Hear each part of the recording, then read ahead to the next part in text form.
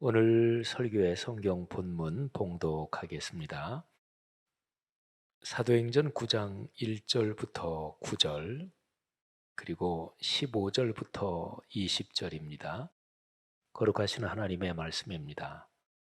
사울이 주의 제자들에 대하여 여전히 위협과 살기가 등등하여 대제사장에게 가서 다메섹 여러 회당에 가져갈 공문을 청하니 이는 만일 그 도를 따르는 사람을 만나면 남녀를 막론하고 결박하여 예루살렘으로 잡아오려 함이라. 사울이 길을 가다가 다메섹에 가까이 이르더니 호련히 하늘로부터 빛이 그를 둘러 비추는지라. 땅에 엎드러져 들음에 소리가 있어 이르시되 사울아 사울아 네가 어찌하여 나를 박해하느냐 하시거늘 대답하되 주여 누구시니까 이르시되 나는 네가 박해하는 예수라. 너는 일어나 시내로 들어가라.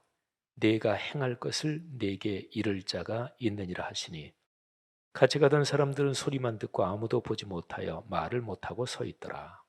사울이 땅에서 일어나 눈은 떴으나 아무것도 보지 못하고 사람의 손에 끌려 다메섹으로 들어가서 사흘 동안 보지 못하고 먹지도 마시지도 아니하니라. 주께서 이르시되 가라. 이 사람은 내 이름을 이방인과 임금들과 이스라엘 자손에게 전하기 위하여 택한 나의 그릇이라.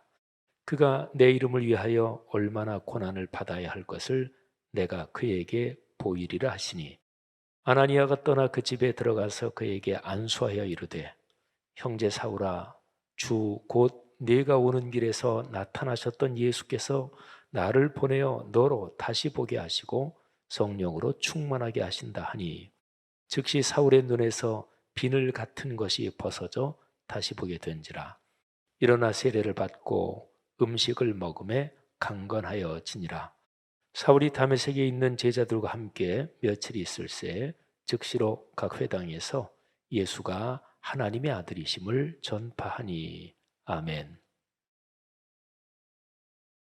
하나님께서 특별한 일을 위하여 선택하시는 사람이 있습니다.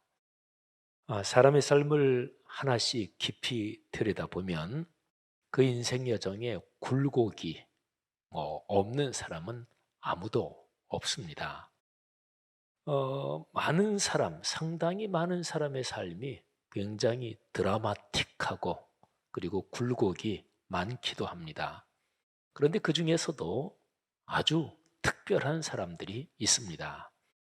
그래서 그 사람을 아는 사람이면 누구나 다, 야, 어쩌면 저렇게 기가 막힌 삶을 살아갈까? 이렇게 말하는 그런 사람이 우리 주변에 있기도 하지요. 여러분이 걸어오신 삶의 여정은 어떠셨습니까? 지금 한번 자신의 삶을 한번 보세요. 가족 관계, 경제력, 교육 과정, 친구나 연인 등의 인간관계, 결혼과 또 자녀 양육, 직장 생활의 승진 또는 사업하시는 분이면 사업의 상황 등 삶에서 중요한 이런 현실적인 요소들이 원만하셨습니까? 그러신 분도 계시겠고 또는 아유 나는 경제적인 걸로 말하면 진짜로 아주 굴곡이 심했다. 이제 그런 분도 계실 것입니다. 아유, 목사님 다 괜찮은데 아유, 나는 자식 때문에 속 썩은 거 생각하면 나처럼 그런 사람 없을 거예요. 이런 분도 계시겠고 또 부부관계든 뭐든 제가 쭉 열거한 게 사실은 사람이 살아가면서 누구나 현실적으로 또 가장 신경을 많이 쓰는 이제 그런 면들이 있지요. 자, 이런 사항들이 남이 보기에는 어유 그 정도면 별 큰일 겪지 않고 원만하게 잘 사셨네. 다른 사람이 보기에는 그래도 자기가 느끼는 거는 얼마든지 다를 수 있습니다. 그러니까 내 삶에 대해서 내가 느끼는 거는 객관적으로 계량화하거나 숫자로 표현할 수 없습니다. 그거는 내가 느끼는 주관적인 느낌은 다 다릅니다. 그런데요, 자신이 느끼는 것뿐만 아니라 다른 사람이 보기에도 자기가 보기에도 그렇고 다른 사람이 보기에도 그렇고 그야말로 큰 굴곡을 겪으며 파란만장하게 인생길을 걷는 그런 사람들이 가끔 있어요. 신약 성경에 나오는 사울이 그런 사람 중 하나입니다. 기독교 신앙을 아주 독하게 박해하는 사람이었죠. 그런데 부활한 그리스도를 만나고 회심을 한 후에는 순교의 자리에 이르기까지 기독교 신앙을 당시 로마 세계에 목숨을 걸고 전파한 위대한 전도자, 바로 사도 바울이죠. 그 당시 로마가 통치하고 있던 사회에서는 유대인들은 유대식 이름하고 그리고 헬라식 이름을 어릴 때부터 가지고 있었다고 봐야 됩니다. 그래서 제가 지금 말씀드린 이분에 대해서는 사울은 유대식 이름이고 그리고 바울은 헬라식 이름이지요. 어릴 때부터 두 개 이름을 다 썼을 것입니다. 아무튼 오늘 우리가 살펴보고 묵상할 인물은 사울, 그리고 본격적으로 전도 여행을 쭉 하면서는 이제 헬라식 이름 바울로 계속 나오는 바로 그분입니다. 바울의 가정과 성장 배경에 관해서 성경에 자세히 나오지는 않습니다. 그런데 성경의 몇 군데를 통해서 이 바울에 관해서 짐작을 할 수 있습니다. 자, 사도행전에서 두 구절을 한번 보겠습니다. 이 두 구절에 바울에 관한 정보가, 아주 중요한 정보가 기록되어 있습니다. 자, 먼저 사도행전 22장 3절인데요.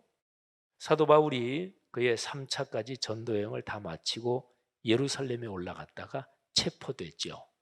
그리고 체포된 상태에서 신문을 받으면서 바울이 하는 얘기예요. 한번 보시죠. 나는 유대인으로 길리기아 다소에서 났고 이 성에서, 지금 예루살렘에서 체포돼서 신문을 받는 거니까 이 성, 그러면 예루살렘이지요. 예루살렘에서 자라 가말리엘의 문화에서 우리 조상들의 율법에 엄한 교훈을 받았고 오늘 너희 모든 사람처럼 하나님께 대하여 열심히 있는 자라. 자, 바울은 로마 제국의 길리기아 지역, 오늘날의 터키 지역이에요. 터키의 동남부 쪽인데요. 거기에 중심 도시가 다소입니다. 이 다소는 지중해 해변에서 그렇게 멀리, 내륙으로 멀리 떨어지지 않은 곳이고요. 그리고 동서를 연결하는 교통의 요지였고 또 상당히 중요한 도시였습니다. 그러니까 바울은 유대인이면서 이스라엘 지역 밖에서 태어났으니까 헬라파 유대인입니다. 그런데 바울은 자라기는 예루살렘에서 자랐어요. 조금 전에 읽어드린 구절에서 나는 이 성 예루살렘에서 자랐다 그랬잖아요. 그러니까 아마도 어릴 때 이 바울의 가족이 예루살렘으로 이사했을 것입니다. 아니면 다 이사한 게 아니고 부모가 아들의 교육을 위해서 바울을 당시에 예루살렘에 있는 존경받는 랍비 가말리엘 그쪽으로 이제 문화로 보냈는지도 모릅니다. 뭐 요즘식으로 말하면 유학을 보낸 거죠. 그리고 예루살렘에는 바울의 누나가 살고 있었을 것입니다. 근데 예루살렘에 바울의 누나가 살고 있었다. 그거는 성경에 명백하게 나오는데요. 사도행전에서 또 한 구절입니다.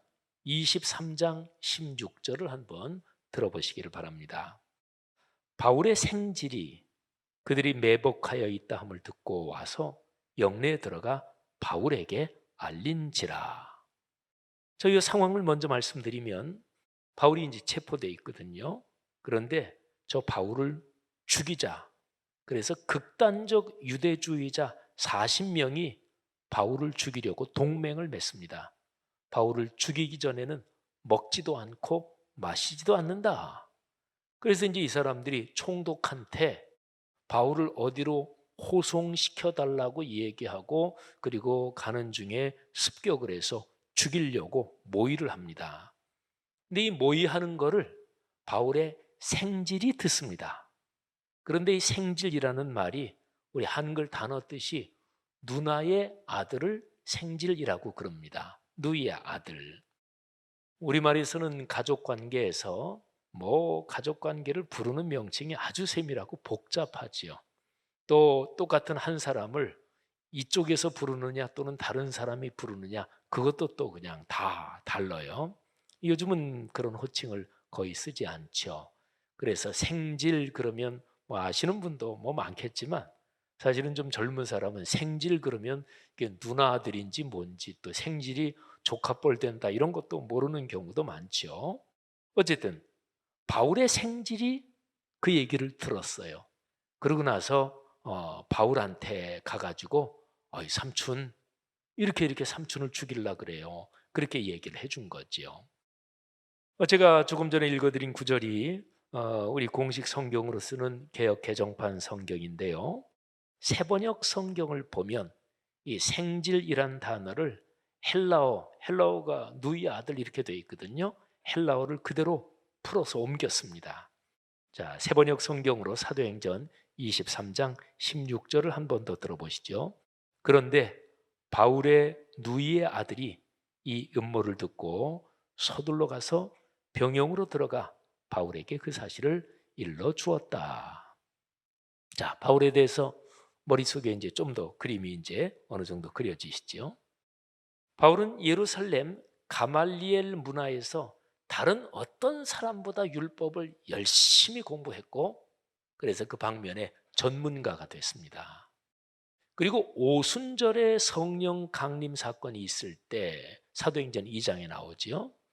그때 예루살렘에서 교회 공동체가 시작되고 그리고 교회가 한참 전도하면서 막 확장이 되잖아요. 그게 사도행전 2장부터 6장까지 쭉 나오죠. 그런데 그 시기에 바울은 예루살렘에 살았습니다. 한번 상상을 해 보십시오. 바울은 예수 그리스도께서 십자가에 달리실 때도 예루살렘에 살았을 거예요. 그러면 그거는 그 당시에 예루살렘 성에서 굉장히 큰 사건이니까 바울이 골고다 언덕에 예수님이 처형되실 때 거기에도 갔을 가능성이 많습니다. 예수님이 끌려가실 때 뭐 길거리에 사람들이 쭉 다 있는데 바울도 거기에 있었을 가능성이 많고요. 어쨌든 바울이 그 당시에 예루살렘에 살았습니다. 그런데 성경에 명확하게 그 당시에 바울의 모습이 사도행전 7장에 나옵니다. 7명의 집사님 중에 한 분인 스데반 집사님이 순교하시는 장면이 7장에 있잖아요. 스데반 집사님은 돌에 맞아서 죽음을 당합니다. 그러니까 구약의 율법처럼 신성모독했다 그래서 돌로 쳐 죽여라. 그래서 돌에 맞아 죽음을 당합니다. 이 일이 일어난 바로 그 장소에 바울이 있었습니다. 스데반을 돌로 치는 사람들이 벗어둔 겉옷을 바울이 지키고 있었어요. 근데 바울이 자신의 회심을 증언하는 중에 나중에 바울이 예수님 만나서 회심하고 예수님 믿잖아요. 근데 믿고 나서 어떤 자리에서 내가 옛날에 이랬습니다 하고 자기의 회심을 간증하는 중에 이 내용이 나옵니다. 사도행전 22장 20절을 보십시오. 다 이제 바울이 예루살렘에 올라가서 체포되고 다 이제 그 장면에 바울이 쭉 얘기하면서 다 나오는 구절인데요. 바울이 얘기하면서 나는 그때 하나님께 이렇게 기도했습니다 하면서 말하는 장면입니다. 또 주의 증인 스데반이 피를 흘릴 때에 내가 곁에 서서 찬성하고 그 죽이는 사람들의 옷을 지킨 줄 그들도 아나이다. 여러분, 바울의 판단에는요. 그리스도를 주님으로 믿고 추종하는 사람들은 정통 유대교를 벗어난 자들이었습니다. 그리스도교는 바울의 판단에 이단적인 사상이고 하나님을 모독하는 자들이었습니다. 유대교의 율법, 전통적인 율법 해석에 아주 밝은 바울로서는 그리스도를 따르는 이단자들을 처단하는 것이 하나님을 위한 일이었습니다. 바울은 예루살렘과 인근 지역에서 많은 그리스도인을 색출하고 또 잡아다가 유대 당국에 넘겼습니다. 굉장히 많은 그리스도인들이 바울의 손에 잡혔고 또 고초를 당했을 것입니다. 자, 이 정도까지 설명을 드리면 이 바울에 대한 우리가 보통 알고 있는 뭐 전도자 바울 또 그리스도인들을 핍박했다. 여기에서 조금 더 몇 가지를 상세히 아니까 바울에 대한 그림이 머릿속에 그려지잖아요. 그런데 이 사람이 아주 집요하고 독한 박해자에서 목숨을 건 헌신적인 전도자로 변합니다. 그 회심 사건이 사도행전 9장에 기록되어 있습니다. 자, 바울이 다메섹에 있는 그리스도인들을 잡으려고 대제사장한테 체포영장까지 받아서 그래서 다메섹으로 가고 있었습니다. 성경 말씀에 의하면 다메섹에 거의 가까이 갔을 때 사건이 벌어집니다. 다메섹이 예루살렘에서 보면 상당히 먼 거리입니다. 북쪽으로 한 240km 정도. 그러니까 우리나라로 말하면 뭐 대전보다 좀 더 내려가나요? 뭐 요즘은 뭐 교통이 발전했고 또 뭐 고속철도도 있고 또 자동차로 가도 뭐 요즘 하도 교통수단이 좋으니까 그 당시 240km는 굉장히 먼 거리죠. 그리고 예루살렘이 위아래로 길쭉한 이스라엘에서 남부지방 유다에 있잖아요. 중부지방 사마리아 거쳐서 북부지방 갈릴리 그리고 이스라엘 경계 밖으로 더 넘어가서 북쪽으로 한참 올라가서 다메섹, 다마스커스라고 일반적으로는 말하죠. 그 도시가 있습니다. 다메섹에 거의 도착할 그런 거리쯤이었고 한낮이었습니다. 그런데 하늘에서 굉장히 밝은 빛이 일행을 둘러 비쳤습니다. 바울은 땅에 엎드러졌습니다. 그리고 하늘에서 바울, 그러니까 사울에게 목소리가 들리고 그리고 사울이 대답하면서 그런 장면이 이어집니다. 하늘에서 들리는 목소리, 사울아 사울아 내가 어찌하여 나를 박해하느냐? 주여 누구시니까? 나는 내가 박해하는 예수라. 너는 일어나 시내로 들어가라. 내가 행할 것을 내게 이를 자가 있느니라. 바울은 앞을 보지 못하는 채로 다른 사람 손에 이끌려 다메섹으로 들어갑니다. 바울은 3일 동안, 사흘 동안 앞을 보지 못하는 시력을 잃은 상태로 있었고 그리고 먹지도 마시지도 않았습니다. 이거는 뭐 먹으려고 해도 못 먹었다, 마시려고 해도 마시지를 못하겠다, 그게 아니고요. 바울이 3일 동안 먹지 않고 마시지 않은 거예요. 뭐 정통 유대교 율법 교육을 받은 바울에게는 어려운 일은 아니었습니다. 유대인들은 금식을 정기적으로 하고 그랬으니까. 어쨌든 사흘 동안을 바울은 먹지도 않고 마시지도 않았습니다. 자, 여러분 생각해 보세요. 그 기간에 바울에게 무슨 일이 있었을까요? 자, 3일 동안 거룩한 상상력을 한번 동원해서 그리고 특별히 성경에 기록된 그 기록들을 근거로 해서 행간 읽기를 한번 해봅시다. 다메섹으로 오는 길에 경험한 일에서 그는 이미 큰 충격을 받았습니다. 얼마나 충격이 컸겠어요. 자기가 박해하던 그리스도를 쫓는 사람들을 잡아 죽이려고 여기 다메섹까지 왔는데 바로 그 사람들이 구세주로 고백하는 그 그리스도를 환상 중에 환상도 아주 강렬한 현실로 일어난 거지요. 만났으니까 얼마나 충격이 컸겠어요. 그리고 앞이 보이지 않는 상태였습니다. 바울이 3일을 먹지도 않고 마시지도 않고 금식을 한 것도 너무나 크게 충격을 받은 탓에 그래서 이게 도대체 어떻게 된 것이냐 하면서 작심하고 먹지 않고 마시지 않으면서 생각을 했을 것입니다. 바울이 3일 동안 무엇을 했을까요? 자신이 훤히 꿰뚫고 있는 구약 성경을 다시금 깊이 살폈을 것입니다. 시력을 잃은 상태니까 성경을 읽을 수는 없었겠지만 바울처럼 그렇게 전문 율법 교육을 받은 사람은 구약 내용은 이미 머릿속에 다 들어 있습니다. 바울은 3일 동안 구약 성경을 쭉 묵상하고 그리고 생각하다가 구약 성경에서 오래도록 계속해서 예언해 온 그리스도 메시아가 바로 이 나사렛 사람 예수구나 하는 사실을 확신했습니다. 자, 그러는 중에 하나님께서는 다메섹에 사는 아나니아라고 하는 한 그리스도인에게 나타나십니다. 그래서 바울을 가서 만나라.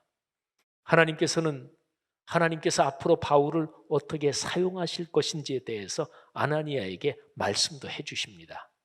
사도행전 9장 15, 16절에 보면 하나님께서 바울에 대해서 갖고 계신 계획이 이렇게 기록이 되어 있습니다.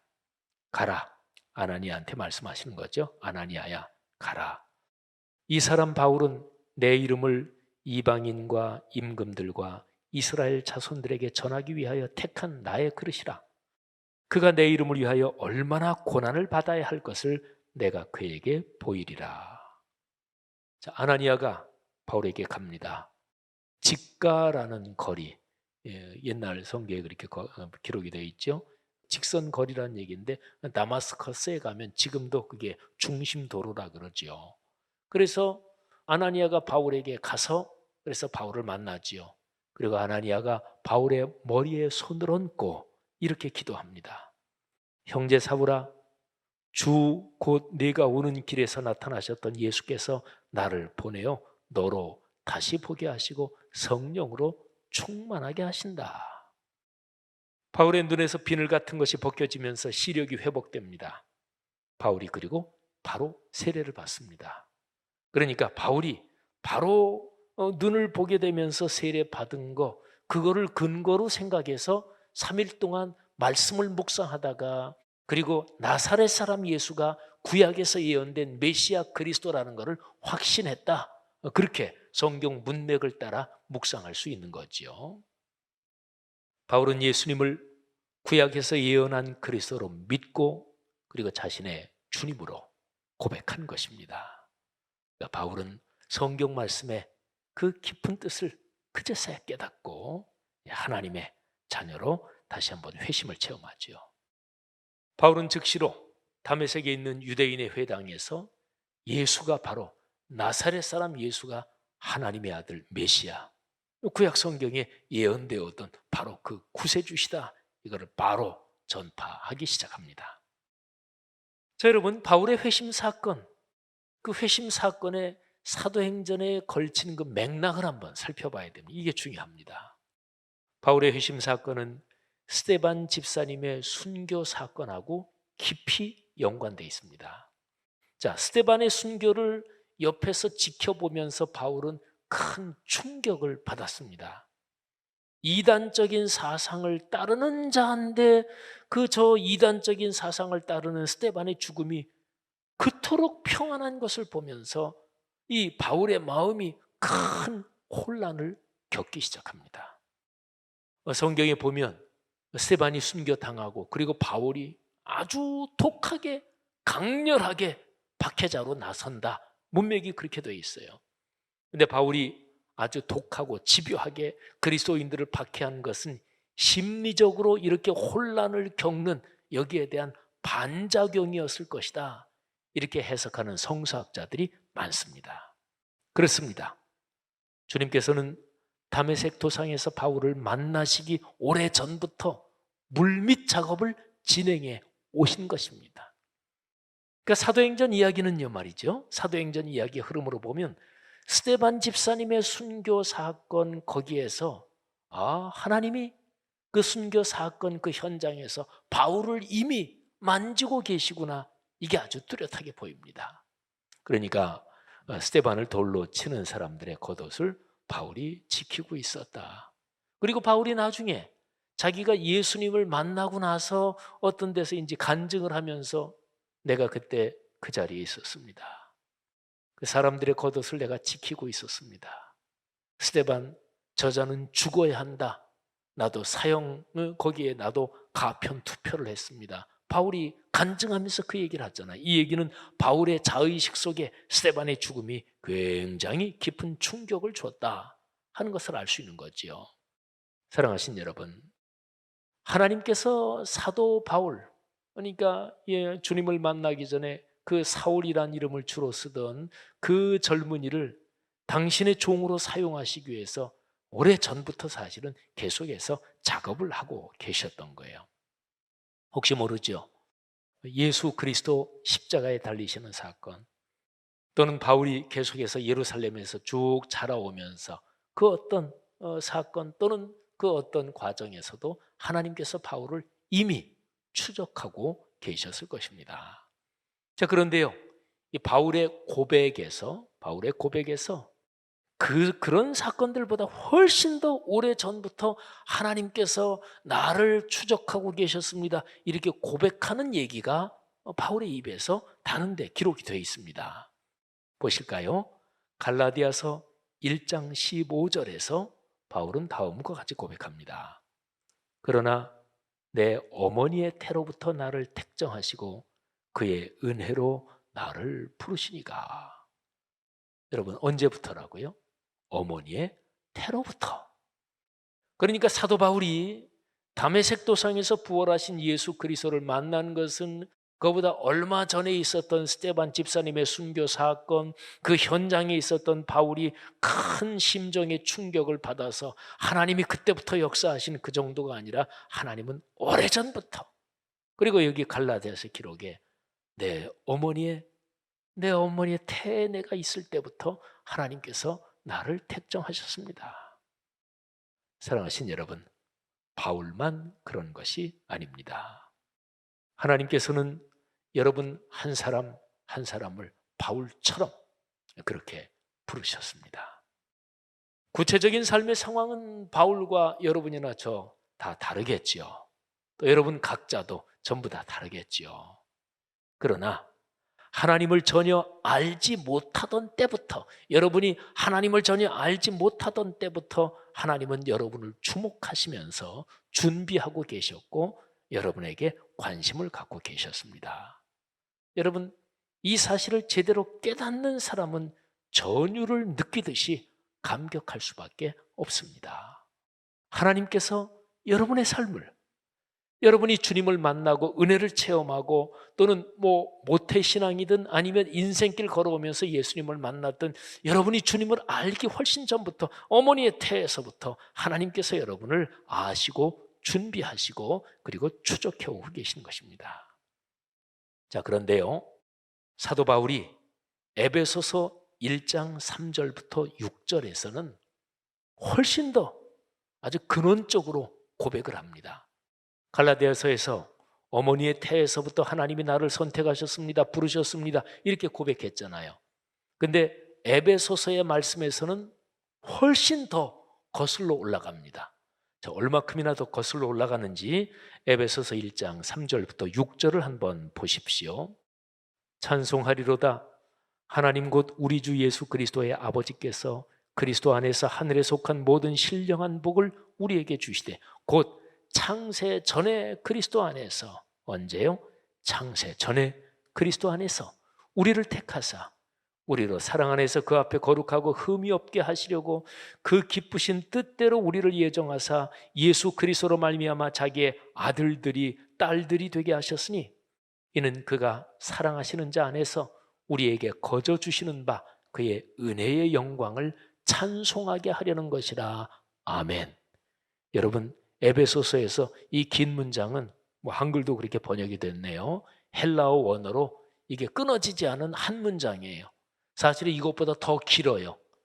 그러니까 이 얘기는 뭐냐면 에베소서 1장 그 서론 부분에서 바울은 성령에 충만해가지고 성령께서 주시는 그 감동으로 말하자면 이렇게 말을 쏟아놓는 거예요. 그리고 옆에서 누구 다른 쓰는 사람이 옆에서 이렇게 썼고, 바울은 교회들에 보내는 편지를 자기가 손으로 쓴 게 아니라 옆에서 쓰는 사람이 있었습니다. 그러니까 성령이 강하게 바울에게 역사하셨고 바울은 성령의 감동으로 막 언어를 쏟아내놓고 있습니다. 이게 에베소서 이 말씀이에요. 그러니까 성령께서 말씀하시는 거예요. 바울아, 그리고 사랑하는 그리스도인들, 하나님의 자녀들아, 너희는 하나님께서 창세 전부터 그리스도 안에서 하나님 너희를 부르셨다, 이렇게 말씀하고 있는 거죠. 성도 여러분, 준비하는 사람은 지혜롭습니다. 준비하는 인생이 행복합니다. 준비하지 않으면 허둥지둥 당황합니다. 큰 낭패를 당할 수도 있습니다. 성경에 기록된 슬기로운 5 처녀와 미련한 5 처녀의 얘기를 기억해야 합니다. 성도들이여, 삶의 모든 일에서 지혜롭게 준비하시기 바랍니다. 그런데 하나님께서 우리를 위해 아주 오래전부터 준비하고 계시다는 것은 얼마나 감격스러운 일입니까? 바울을 위해 하나님께서 그렇게 준비하신 것처럼 하나님께서는 여러분과 저, 우리를 위해서도 그렇게 준비하고 우리를 이끄십니다. 사랑하시는 여러분, 준비하고 예비하시는 하나님을 신뢰하십시오. 어떤 일에도 떨거나 겁먹지 마십시오. 담대하십시오. 하나님께서 여러분을 사랑하십니다. 하나님의 섭리적인 뜻 안에서 큰 용기를 갖고 믿음으로 삶의 여정을 걸어가시기를 주의 이름으로 축복합니다.